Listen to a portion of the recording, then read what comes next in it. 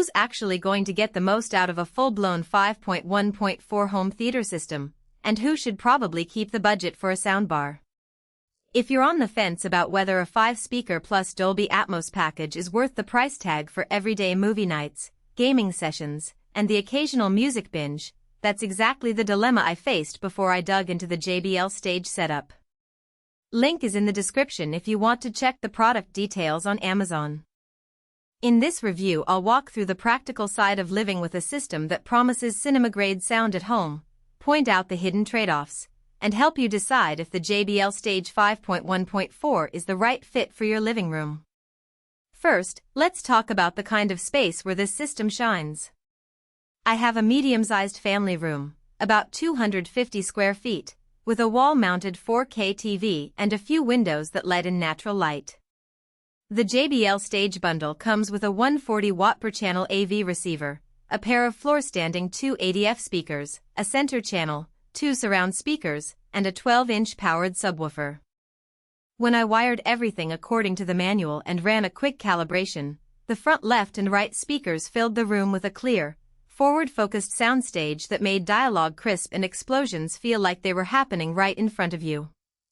For a family that watches a lot of action movies and sports, that level of immersion is a real step up from the stock TV speakers. But the system isn't just about raw volume.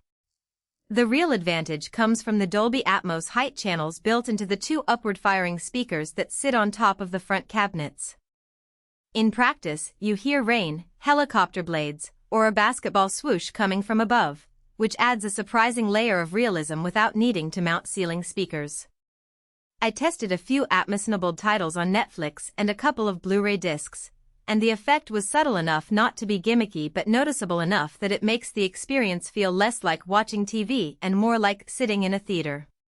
If you're the type of viewer who enjoys a little extra dimensionality and you have a ceiling height of at least 8 feet, those height speakers are a genuine selling point. Now, who should skip this bundle? First, anyone living in a cramped apartment or a bedroom under 120 square feet will probably find the speaker array overkill. The floor-standing units are tall and require floor space that can dominate a small room, and the subwoofer, while powerful, can cause bass that rattles walls and annoys neighbors. I tried turning the sub down to a modest level and still got a satisfying low-end punch, but you do need to be mindful of volume if you share thin walls.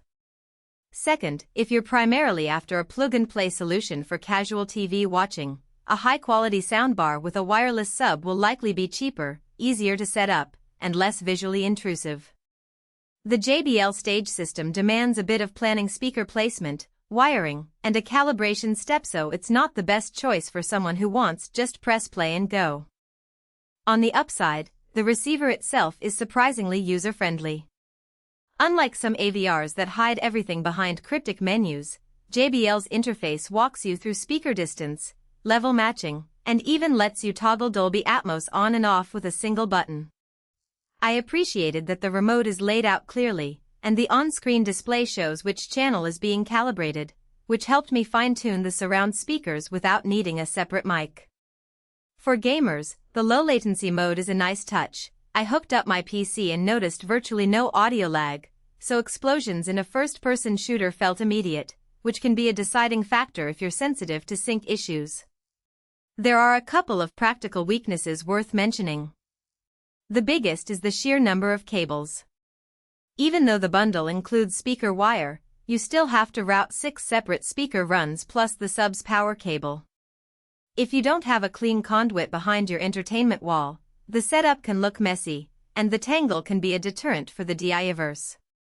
Additionally, while 140 watts per channel sounds impressive, the power is more about headroom than sustained volume. In a very large room, you may find that the front speakers need to be pushed close to their limits to fill the space, which can introduce a slight hiss during very quiet passages. I didn't experience distortion at moderate levels, but it's something to keep in mind if you plan on cranking the volume for parties.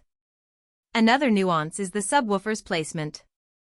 The 12-inch unit is designed to be placed on the floor, and its performance changes dramatically depending on whether it's against a wall, in a corner, or freestanding.